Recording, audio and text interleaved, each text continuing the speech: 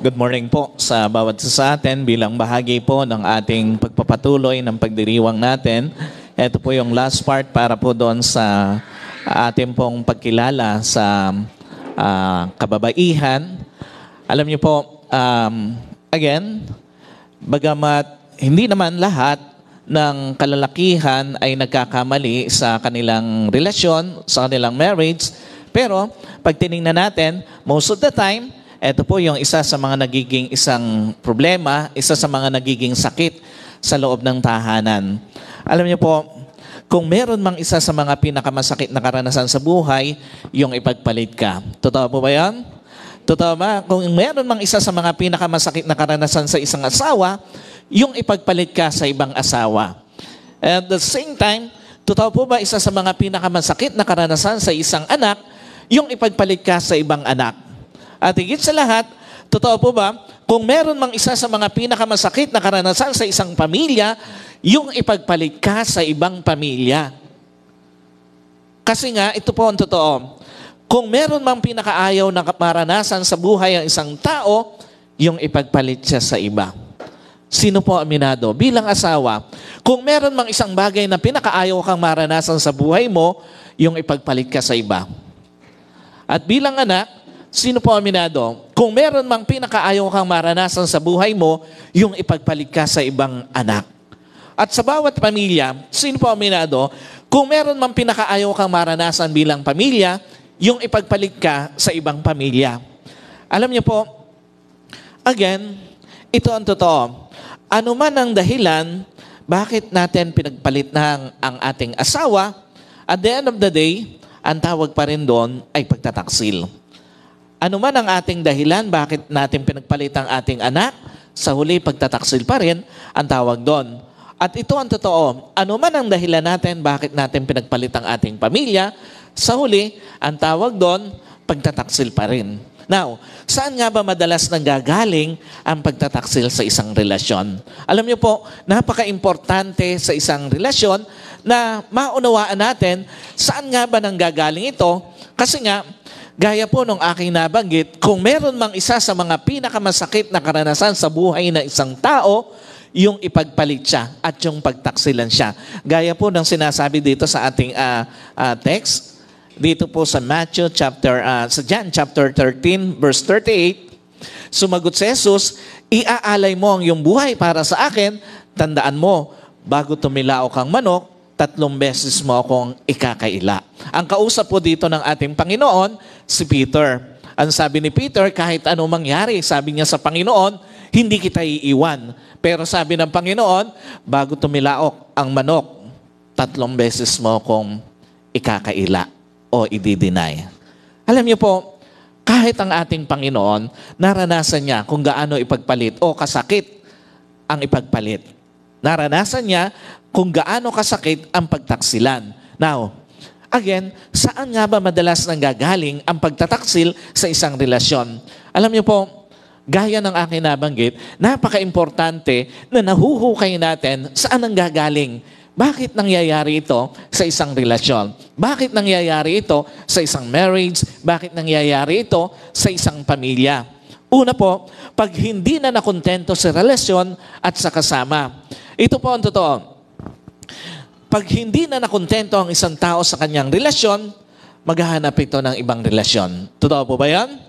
Sino naniniwala? Pag hindi na nakontento ang isang asawa sa kanyang asawa, tiyak maghahanap ito ng ibang asawa.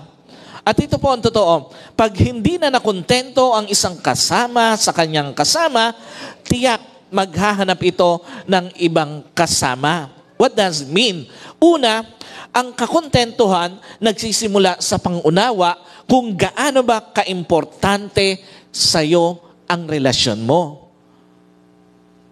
Totoo ba lahat naman na nagtaksil sa asawa, hindi naman naunawaan kung gaano kaimportante ang asawa niya eh. Totoo po ba yun?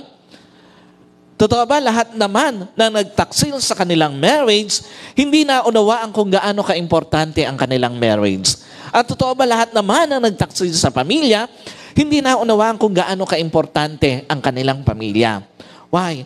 Kasi nga, kung alam mo naman kung gaano kaimportante sa iyo asawa mo, hindi mo sasaktan ang asawa mo eh. Totoo po ba yan? Kasi nga kung alam mo naman kung gaano ka-importante sa iyo ang marriage mo, hindi mo naman sasaktan ang marriage mo. At totoo po ba, kung alam mo naman kung gaano ka-importante sa iyo ang pamilya mo, hindi mo naman sasaktan ang pamilya mo eh. Why? Dahil walang nagmamahal na nananakit. Walang nagmamahal na nagtataksil at walang nagmamahal na nang iiwan. Iyon po ang totoo. Kung ikaw ay nagmamahal, pipilitin mong hindi makapanakit eh. Pipilitin mong hindi mang-iwan. Pipilitin mong hindi magtaksil. Ikalawa, ang kakontentuhan nagsisimula sa pagsupil sa maling damdamin. Totoo po ba? Pag kontento ka sa relasyon mo, susupilin mo maling damdamin sa ibang tao eh. Totoo po ba yan? Pag kontento ka sa kasama mo, susupilin mo maling damdamin mo para sa iba. At totoo po ba, pag kontento ka sa asawa mo, susupilin mo maling damdamin mo para sa iba. Kasi nga, ito ang totoo. Hindi kailanman magiging tama na magmahal ka pa nang may relasyon ka na. Tandaan niyo po, hindi kailanman magiging tama na magmahal ka pa ng iba na may kasama ka na. At ito ang totoo, hindi kailanman na magiging tama na magmahal ka pa ng iba na may asawa ka na. Kaya nga umpisa pa lang na parang nahuhulog ang loob mo sa isang tao, pero may asawa ka na, supilin mo na agad yung maling damdamin na yon. Umpisa pa lang na parang nahuhulog na ang damdamin mo sa isang tao, pero married ka na, supilin mo na agad yung maling damdamin na yon. Kaya nga sa umpisa pa lang, na parang nahuhulog na ang loob mo sa isang tao, pero may pamilya ka na, supilin mo na agad ang damdamin na yon. Again, nasa sa atin po, lalo na sa mga kalalakihan, ang pagsupil sa isang maling damdamin. Dahil gaya po ng aking nabanggit, hindi kailanman magiging tama ang magkaroon ka pa.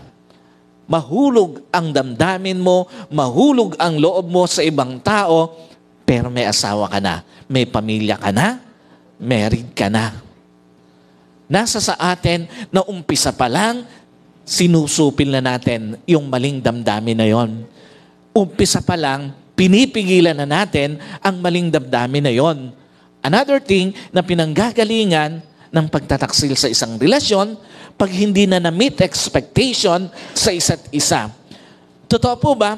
Isa sa mga pinanggagalingan ng pagtataksil, yung napakaraming hinahanap sa asawa na hindi matagpuan. Totoo po ba? Once may hindi na ibigay ang asawa, lalo na babae, hahanapin na lang sa ibang babae yung hindi na ibibigay ng asawa. At totoo po ba, once na may hinahanap na hindi makita sa asawa, ang solusyon, hahanapin sa iba. Ang problema, una, napakamahal maningil ng pagtataksil. Totoo po ba? Sobrang mahal maningil ng pagtataksil. Kasi nga ito ang totoo, minsan ang kabayaran ng pagtataksil, pamilya. Minsan, ang kabayaran ng pagtataksil, respeto at tiwala ng asawa. Minsan, ang kabayaran ng pagtataksil, respeto at tiwala ng mga anak. Napakamahal maningil ng isang sandaling ligaya. Napakamahal maningil ng pagtataksil. Minsan, yung pamilya na pinakaiingat-ingatan mo sa maraming panahon, nawawala. Minsan, yung tiwala, yung pagmamahal ng asawa na matagal na naranasan mo, nawawala. At minsan, yung tiwala at pagmamahal ng mga anak ay nawawala. What's the point? Alam niyo po, wala na sigurong sasakit pa sa mawala ng pamilya dahil sa sandaling ligaya. Totoo po ba yun? Sino naniniwala? Kung meron mang pinakamasakit na mawawala sa atin, pamilya natin. Totoo po ba yan? Sa mga nagmamahal sa pamilya, alam niyo po, again, kung meron mang pinakamasakit na pwedeng mawala sa iyo ang pamilya mo, Wala na sigurong sasakit pa sa mawalan ng tiwala at respeto sa iyo ang asawa mo dahil sa sandaling ligaya. At wala na sigurong sasakit pa sa mawalan ng tiwala at respeto sa iyo ang mga anak mo dahil sa sandaling ligaya. Alam niyo po, at higit sa lahat, tandaan niyo po, wala nang sasakit pa yung lagi kang uusigin ng konsensya mo dahil sa sandaling ligaya. Ikalawa, napakaraming sinisingil ng pagtataksil. Tandaan niyo po, hindi lang mahal maningil ang pagtataksil, napakarami din niyang sinisingil. Alam niyo po, sa pagtataksil ng isang asawa, yung walang kamalay-malay na may bahay, nadadamay. Alam niyo po, doon sa mga kinakounsel ko, napakarami na mga married woman, isa sa mga pinakamalalim na epekto sa kanila, emotional and spiritual brokenness. Yung hindi nila alam bakit nangyari yon, at yun yung patuloy na gumugulo sa isipan nila. Alam niyo po, minsan, sa pagtataksil ng isang ama ng tahanan, yung walang kamalay-malay na anak nadadamay. What's the point?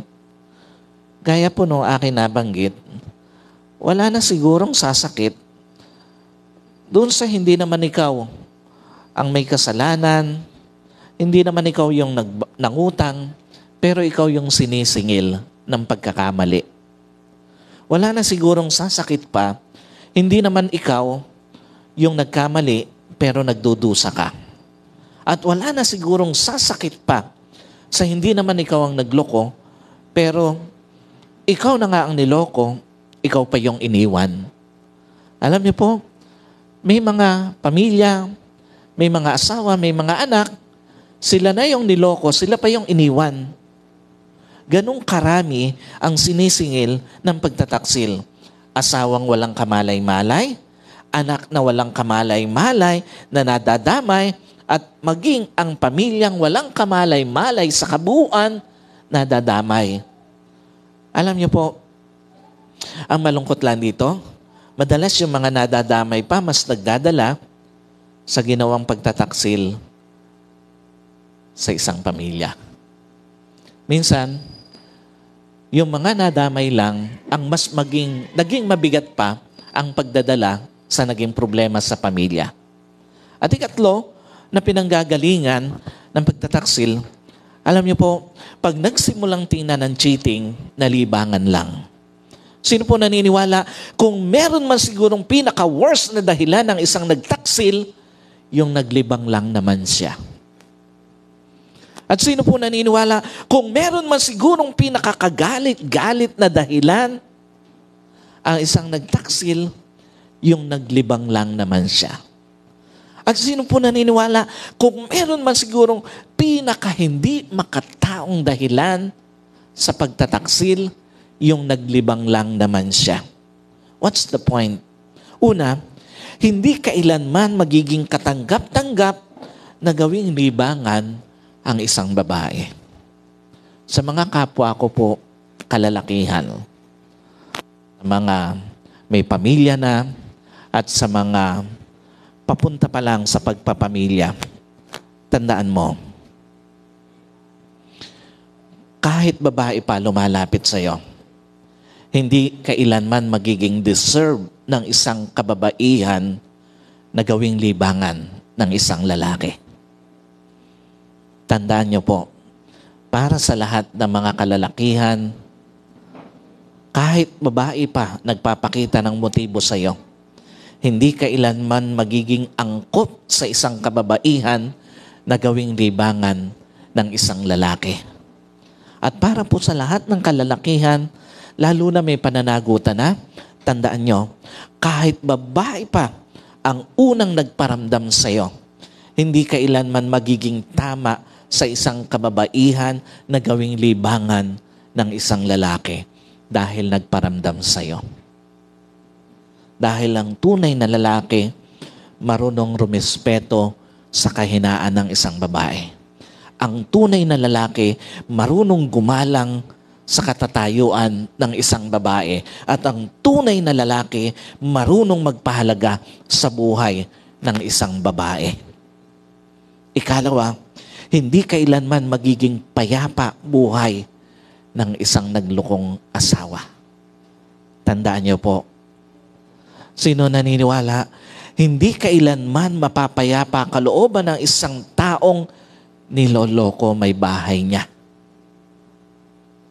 At sino po naniniwala, hindi kailanman mapapayapa kalooban ng isang taong niloloko asawa niya. At sino po naniniwala, hindi kailanman talaga mapapayapa kalooban ng isang taong niloloko ang pamilya niya. What's the point? Alam niyo po, ito ang totoo. Kahit gaano ka pa talaga kagaling magtago, pag konsensya mo umusig sa'yo, mawawalan ka ng kapayapaan. Kahit gaano ka pa talaga katigas ang puso mo, pag konsensya mo ang umusig sa'yo, mawawalan ka ng kapayapaan. At ito ang totoo, kahit gaano ka pa talaga kasanay mambabae, pag konsensya mo umuusig sa'yo, mawawalan ka ng kapayapaan. In short, walang magaling magtago sa usig ng konsensya. Walang matigas na puso sa usig ng konsensya at walang sanay mambabae sa usig ng konsensya. Now, ang tanong, sa part ng isang napagtaksilan o pinagtaksilan, ano nga ba impact sa isang napagtaksilan? Gaya po ng aking nabanggit kanina, unang-una, nagkakaroon ng emotional at spiritual brokenness ang isang napagtaksilan. Babae ka man, lalaki ka man, pero higit sa lahat, sa part ng isang babae. Alam niyo po, pag ang isang tao na pagtaksilan, unang-una niyang nararanasan yung emotional at spiritual brokenness. Kasi nga, hindi ka pwedeng hindi masaktan pag pinagtaksilan ka. Totoo po ba yun? Hindi ka pwedeng hindi masaktan pag napagtaksilan ka. Lalo na nagtaksil sa'yo, asawa mo, tatay ng mga anak mo. Tiyak masasaktan ka. Hindi ka pwedeng hindi masaktan pag pinagtaksilan ka, lalo na ang nagtaksil sa'yo, boyfriend mo. At the same time, hindi mo pwedeng hindi matanong ang Diyos, bakit tinayaan ng Diyos na maloko ka? Totoo po ba yun? May mga tao, isa sa mga nagiging impact sa kanila ng ganong karanasan, natatanong nila ang Diyos Lord, bakit naman pinabayaan mo nalokohin ako ng asawa ko, napakabuti ko namang asawa, nasa bahay lang, nag-aalaga ng bahay, nag-aalaga ng mga anak, nag-aalaga ng asawa. Sometimes, hindi maiwasang matanong ng isang babae, bakit ba pinayagan ng Diyos na mapagtaksilan siya ng asawa niya? Sometimes, yung mga matatapat na mga girlfriend na pinagtaksilan ng asawa, minsan hindi nila maiwasan na magtanong sa Diyos, Lord, nasa sa church naman kami parehas, bakit nagawa niya yon? Alam niyo po, isa sa mga dumarating o karaniwang nagiging impact sa isang tao pag pinagtataksilan, yung hindi nila maiwasan na matanong ang Diyos. What's the point? Una, the more na nagtiwala ka, the more pala ang lalim ng sugat pag niloko ka. Totoo po ba yan? Pagka pala mas nagtiwala ka, mas malalim pala ang sugat pag niloko ka. Alam niyo po, totoo ba ang lalim ng sugat? Pag ang tingin mo sa asawa mo, ideal, pero biglang nagloko. Totoo po ba yan? Totoo ba ang lalim ng sugat pag ang tingin mo sa asawa mo, trabaho, bahay lang, pero malalaman mo, may iba pa palang inuuwi ang bahay? Ang lalim ng sugat nun. At totoo po ba, pag ang tingin mo sa asawa mo, family man, pero malalaman mo, may iba palang pamilya? Ang lalim ng sugat nun. Anong pinapakita nito? Minsan, sa lalim ng sugat ng pagtataksil, hirap na hirap ibalik ang pagtitiwala o ang tiwala sa nagtaksil. Minsan, sa lalim ng sugat ng pagtataksil, hirap nang ibalik ang dating pakikitungo sa nagtaksil. At minsan, sa lalim ng sugat ng pagtataksil, hirap nang ibalik ang dating pagmamahal sa nagtaksil. Kaya nga malalaman mo lang na gumagaling na sugat sa kalooban mo pag bumabalik na tiwala mo sa nanakit sa'yo. Malalaman mo lang sa mga kababaihan, malalaman mo lang na unti-unting gumagaling ang sugat sa puso mo pag bumabalik na yung tiwala mo, yung pagmamahal mo sa nanakit sa'yo. Malalaman mo lang na gumagaling na unti-unti yung sugat sa puso mo pag bumabalik na yung dating pakikitungo mo. Pero hanggat wala pa yung dating tiwala, meron pang sugat, baka na itatago mo lang. Hanggat wala pa yung dating pakikitungo, meron pang sugat at baka na itatago mo lang. At hanggat wala pa yung dating pagmamahal, meron pang sugat, baka na itatago mo lang.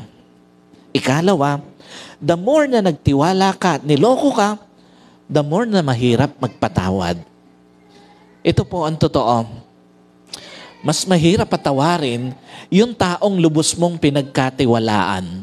Totoo po ba yun? Ang hirap magpatawad. Pagka yung nangloko sa'yo, nagtaksil sa'yo, yung taong lubos mong pinagkatiwalaan eh. Napakahirap patawarin yung taong lubos mong pinag-ukulan ng buhay mo. And at the same time, napakahirap patawarin yung tao na ni sa panaginip, hindi mo inisip na lolokohin ka. Pero pansinin mo, if you stay on your pain, tingin mo mararanasan mo yung totoong inner healing. Pag nag-stay ka kaya doon sa sakit ng kalooban mo, pinili mo na lang na manatili na nasasaktan ka sa ginawa sa'yo, maranasan mo kaya yung totoong inner healing. Pansinin mo, if you stay on your anger, tingin mo, may araw pa kayang mapapayapa ang buhay mo. At pansinin mo, if you stay on your unforgiveness, mabubuo pa kaya relasyon nyo kung pwede pa namang buuin. Anong pinapakita nito? Kung ikaw na may nasaktan na, huwag mo nang ikulong habang buhay ang sarili mo sa sakit. Bumangon ka kasabay ng paggaling mo. Kung ikaw naman ay nakagalit na, tama na yon, huwag mo nang ikulong sa galit ang puso mo. At kung ikaw naman ay nakapagkait na ng pagpapatawad before, tama na yon. This time, ibigay mo na yung pagpapatawad mo. Lalo na, again, dun sa mga pwede pa naman kayong mabuo. Ikalawa, na nagiging impact sa isang tao, lalo na sa isang babae, ng pagtataksil, nakakaranas ng prolonged agony. Totoo ba? Hindi common nangyari ang pagtataksil ngayon, bukas mawawala na sakit. Totoo po ba yan? Sa mga nakaranas ng pagtataksil? Hindi common naranasan mo ngayon, bukas galing ka na eh. Bukas wala na yung sakit. No. Hindi common nangyari ang pagtataksil ngayon, bukas gagaling ka na. At bukas makakalimutan mo na. No, imposible yun. What does it mean? Una, the more na minahal mo, the more nahirap kang bitawan kahit pa niloko ka eh. Totoo po ba yun sa mga nagmahal ng totoo? Kahit na, minsan, dahil mahal mo ang hirap bitawan. Sino po rito? Aminado, pag mahal mo ang isang tao, sobrang hirap bitawan. Kahit na niloko ka na, kahit na ni sa panaginip, hindi mo iniisip na pagtataksilan ka, pero dahil sobrang mahal mo, ang hirap bitawan eh. Alam niyo po, again, the more na minahal mo ang isang tao, Despite na ang sinasabi ng isip mo, bitawan mo na, pero hindi mo mabitawan eh. Totoo po ba yun? Totoo ba mas mahal mo ang isang tao, mas hirap na hirap kang bitawan despite na iyon na yung sinasabi ng mga tao sa paligid mo? Totoo ba doon sa mga, alam niyo po, minsan, yung mga tao sa paligid natin, sila pa yung mas malakas ang boses na nagsasabi sa iyo na bitawan mo na. Minsan, yung mga marites pa sa buhay mo, yung madalas na nagsasabi o malalakas ang boses na nagsasabi na bitawan mo na yan, niloloko ka lang yan. Alam niyo po, sometimes kahit sinasabi na nung isip natin, hindi natin magawa. Kasi nga, mahal natin. Sometimes, kahit napakaraming marites sa paligid mo na nagsasabing bitawan mo na, pero dahil mahal mo, hindi mo mabitawan. Alam niyo po, ano pinapakita rito? Minsan talaga ang pagmamahal, hindi lang nagpapasaya eh. Tanggapin niyo na sa mga nagmamahal. Minsan ang pagmamahal, hindi lang siya nagpapasaya. Minsan, siya pa talaga pumipigil sa iyo, nabitawan mo na yung nanloko sa'yo. Minsan talaga ang pagmamahal, hindi lang nagpapasaya, minsan siya pa talaga ang pumipigil sa'yo na mamulat ka na. At minsan talaga ang pagmamahal, hindi lang nagpapasaya, siya rin ang pumipigil talaga sa'yo na umayaw ka na. Na minsan ang resulta, it prolongs your agony. Yung pinahahaba niya, yung sakit ng kalooban mo. Ikalawa, the more na minahal mo, the more na ang hirap tanggapin na niloko ka. Totoo po ba yan? Sa mga nagmahal ng totoo, pero niloko, alam niyo po, ang hirap tanggapin nung reality na yon. Pag ang lalim ng pagmamahal na ibinigay mo, ang lalim din ng hirap ng kalooban na tanggapin na niloko ka. Pag ang lalim ng pagmamahal na binigay mo, ang lalim din ng hirap ng pagtanggap na pinagtaksilang ka. At pag ang lalim ng pagmamahal na binigay mo, ang lalim din ng hirap ng pagtanggap na sinaktan ka. Iyon yung reality. Habang lumalalim ang pagmamahal mo sa isang tao, pag niloko ka, mas mahirap ang pagtanggap, mas mahirap ang pagtanggap na sinaktan ka, na niloko ka, pinagtaksilang ka. Why? Kasi nga, ito po ang totoo. Yung denial mode ng isang niloko, ito yung nagbibigay sa kanya ng paniniwalang, hindi naman ako niloko eh. Yung denial mode ng isang pinagtaksilan, iyon yung nagbibigay sa kanya ng kaisipan na hindi naman ako pinagtaksilan eh. At yung denial mode ng isang iniwan o pinagpalit, iyon yung nagbibigay sa kanya ng kaisipan na hindi naman ako pinagpalit. Pero ito po ang totoo. The first step to be healed is to accept na may nangyaring panloloko.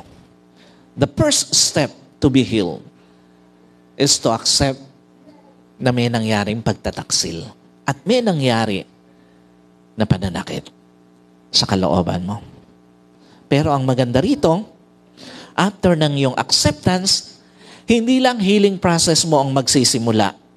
Ang mas maganda, after ng iyong acceptance, yung forgiving process mo ay magsisimula na din.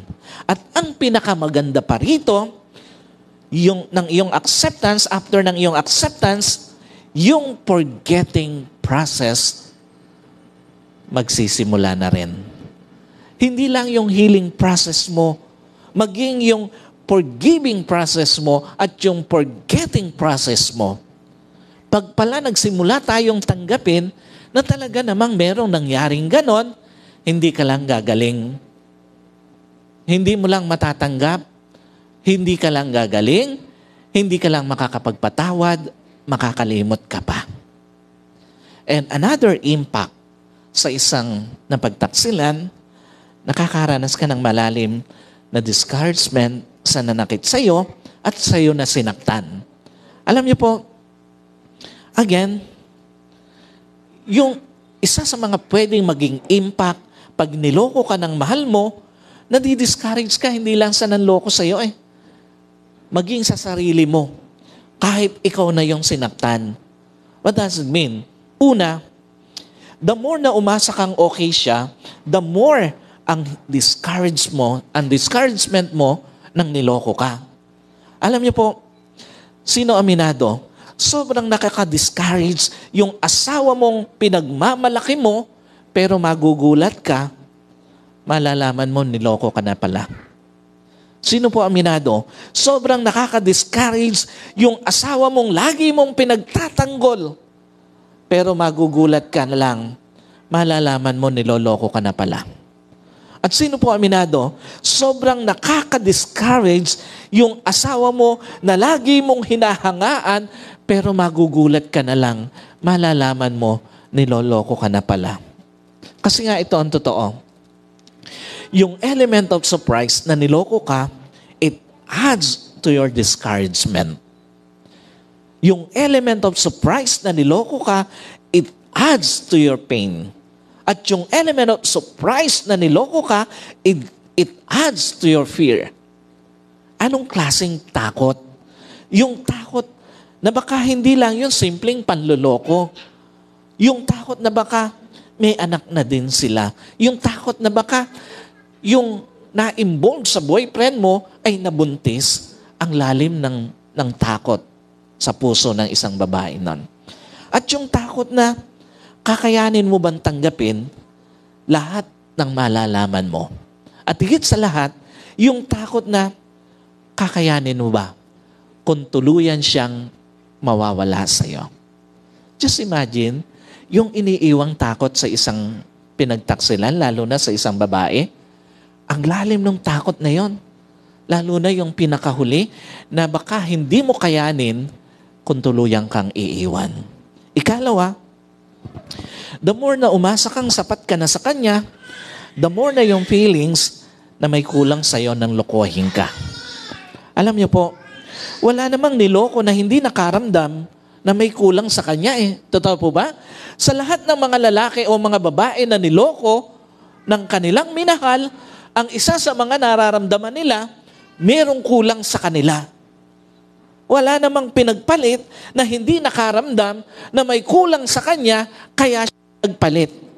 At ang malungkot lang, minsan sa mga niloko, pinagtaksilan at pinagpalit, they try to copy the physical appearance and the style ng pinagpalit sa kanya. Tandaan niyo po, sa lahat ng mga niloko, pinagtaksilan, sinubukang ipagpalit, lalo na sa mga kababaihan, i-improve mo lang kung ano yung kailangan mong i-improve sa physical appearance mo, magpaganda ka kung kinukulang ka na sa ganda, but remain faithful to what God has created you as a woman of blessings to your family. Hindi mo kailangang gayahin kung sino man yung pinagpalit sa iyo ng asawa mo. You have to remain faithful on what God has created you as a blessing to your family.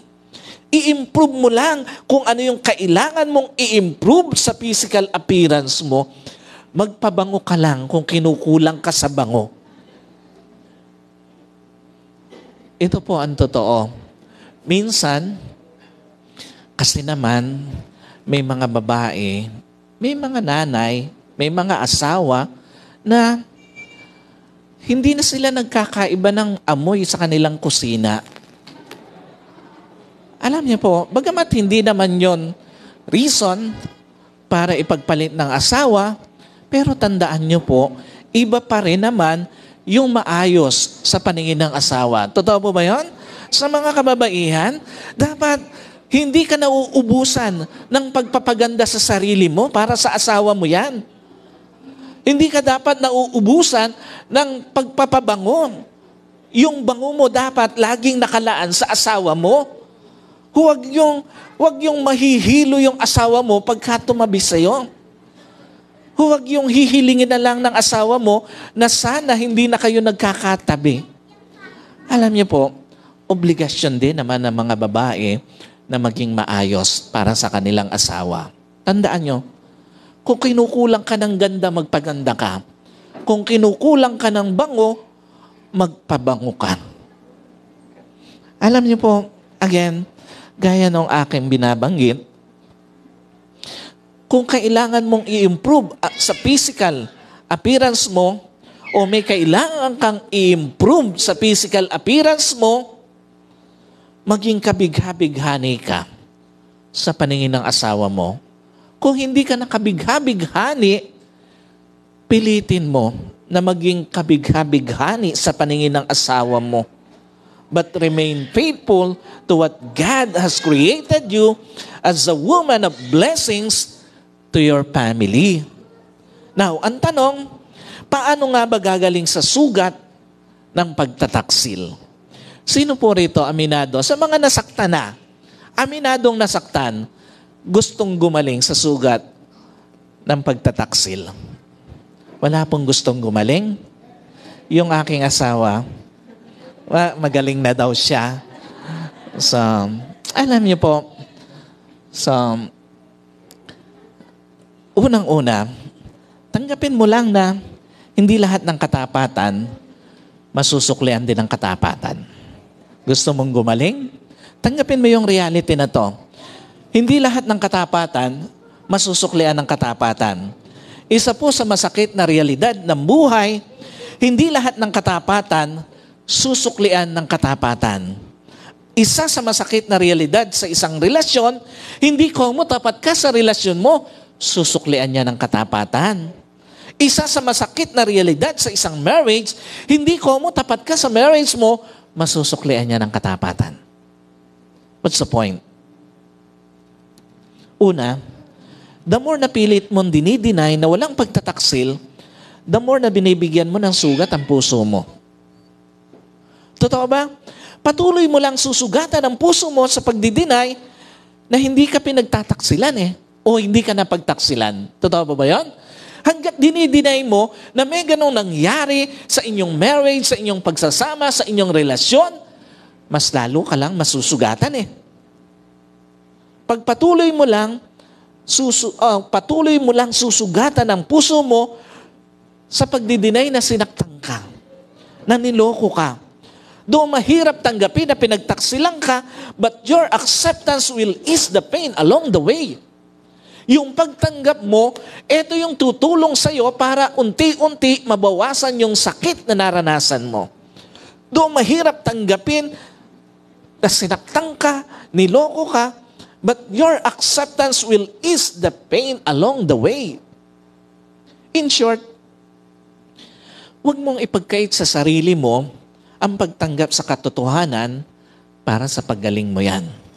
Huwag mong ipagkait sa sarili mo ang pagtanggap sa katotohanan na walang perpektong relasyon. At huwag mong ipagkait sa sarili mo ang pagtanggap sa katotohanan na pag may minahal ka, pwede kang masaktan.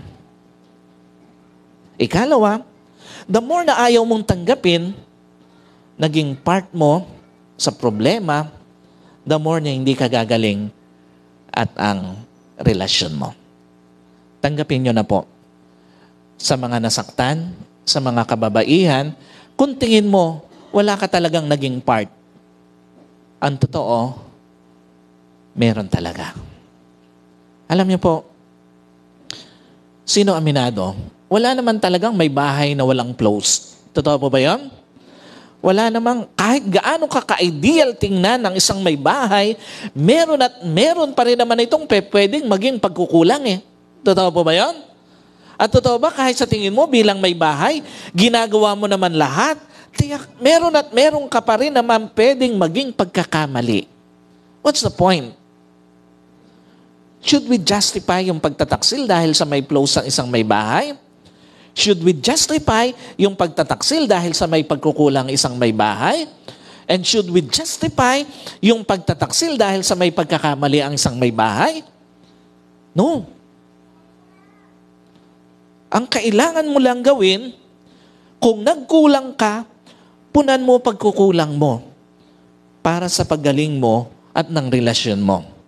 Kung nagkamali ka, itama mo lang pagkakamali mo para sa paggaling mo at ng relasyon mo. Hindi natin ginajustify yung panloloko, pagtataksil dahil may pagkukulang ang babae o ang may bahay, may pagkakamali. No.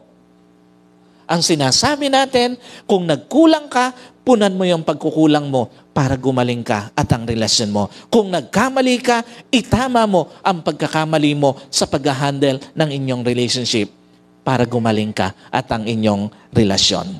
Another thing, tanggapin mo na lang na hindi lahat bumabalik sa dati after ng pagtataksil. Totoo po ba? Hindi naman talaga lahat bumabalik sa dati ang isang relasyon after ng pagtataksil.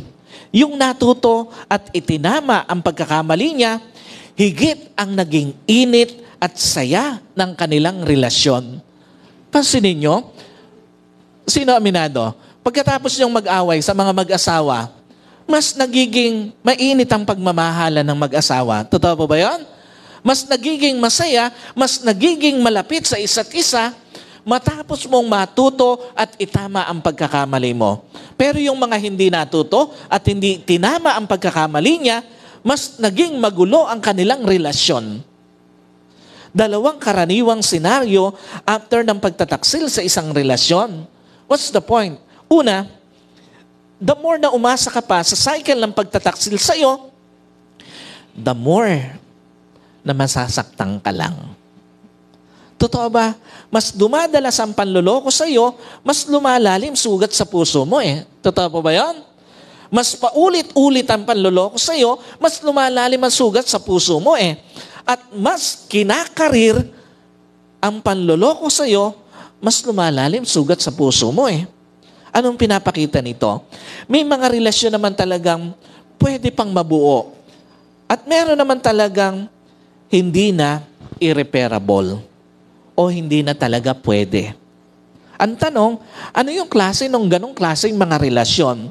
Yung relasyong una pa lang, niloko ka na. Pag ang relasyon, una pa lang niloko ka na, hindi na binabalikan yon. Tandaan nyo po, yung akala mo ikaw yung original pero number 3 ka pala, huwag mo nang balikan yon. Pag ganon ang klase ng relasyon, hindi na binabalikan yon. Yung antapang-tapang mong manugod, pero later on, marirealize mo, wala ka palang karapatan na manugod. Yung palang sinusugod mo, may karapatan sa'yo dahil number 2. Ikaw number 3 lang. Alam niyo po, pag gano'n ang klase ng relasyon, hindi na binabalikan yon.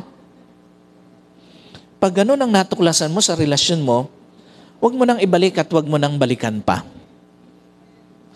Iyakan mo lang. Pero wag mo nang babalikan. Pagkatapos mong umiyak, ayos na yon. Pero huwag ka nang babalik para lokohin pa uli at magpaloko pa uli. Another thing, relasyon na paulit-ulit ka na lang niloloko. Ito po ay para doon sa mga hindi pa naman kasal. Bakit sa tingin nyo, hindi na dapat binabalikan yung relasyong paulit-ulit ka na lang niloloko? Una, it will rob your self-respect.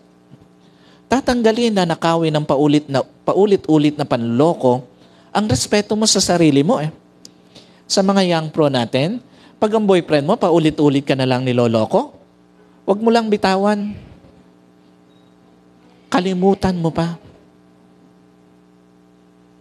Kasi nga, pag paulit-ulit ang panloloko sa'yo, it will rob your self-value. Hindi lang yung self-respect mo, yung self-value mo din na nakawin ito.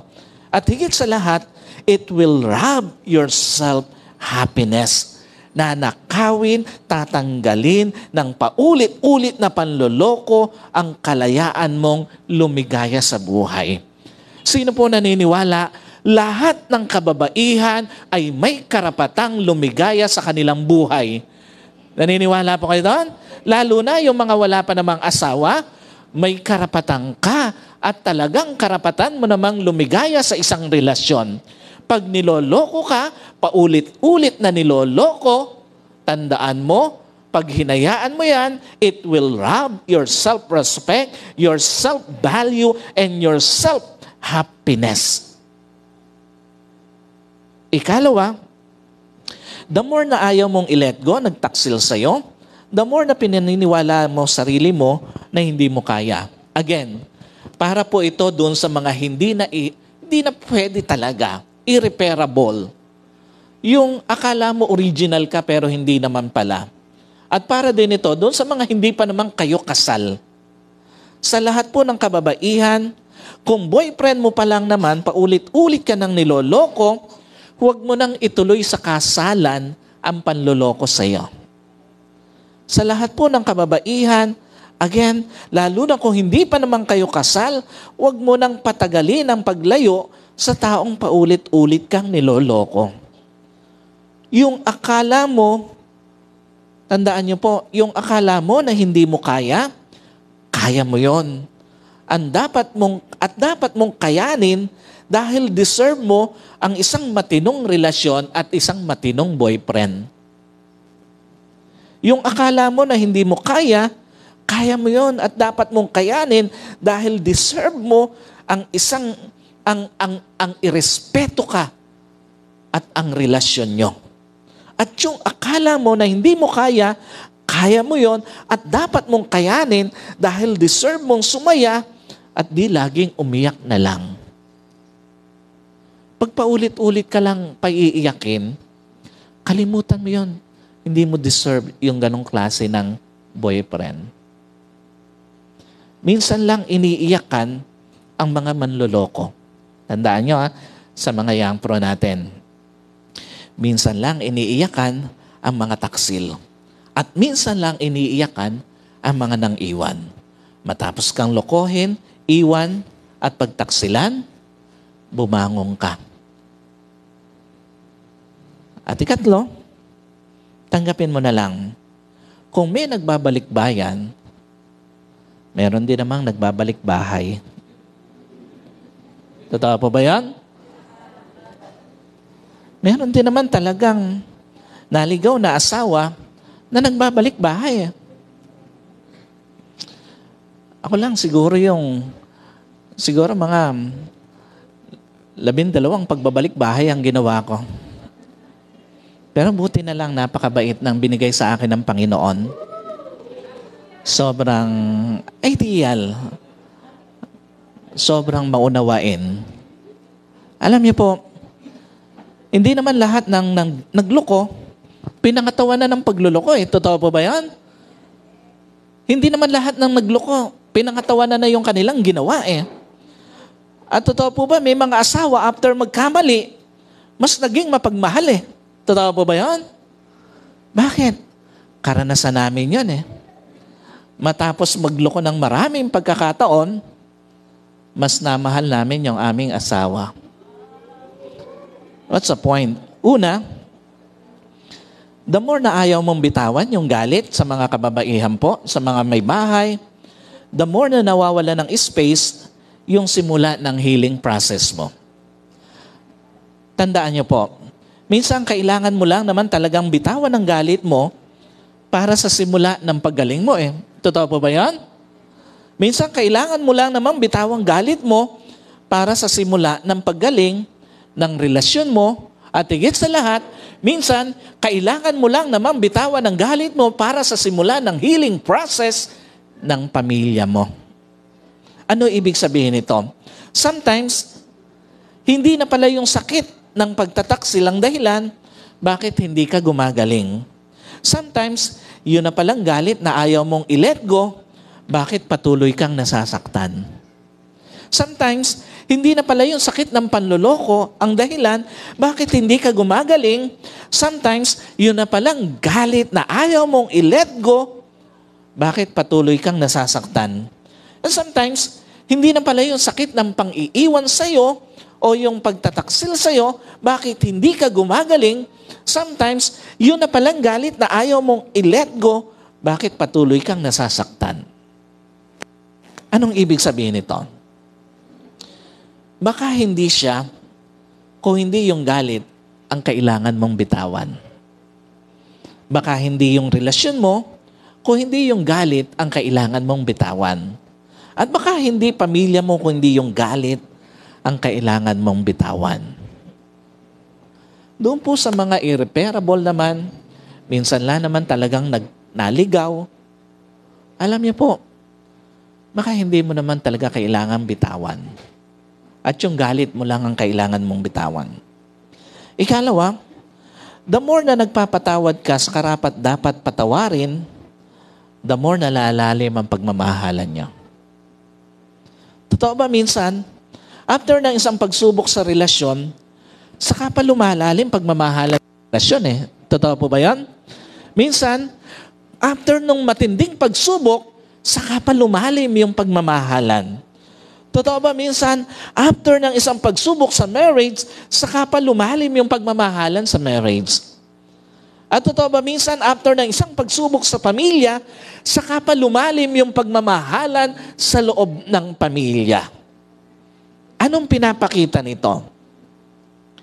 Nasa pagpili mo, kung gagamitin mo ba ang pagsubok sa relasyon mo na pampatibay ng inyong relasyon o pampasira ng inyong relasyon. Nasa pagpili mo, kung gagamitin mo ba ang pagsubok na dumating sa marriage mo na pampatibay ng marriage mo o pampasira ng marriage mo.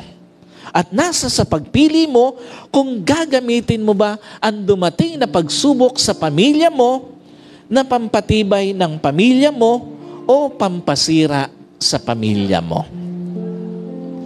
In short, kung nagbabalik bahay naman ang asawa mo, tanggapin mo na. Huwag ka nang magpakipot sa mga kababaihan po na nasaktan, sa mga may bahay, na minsan nanaloko ng kanilang asawa.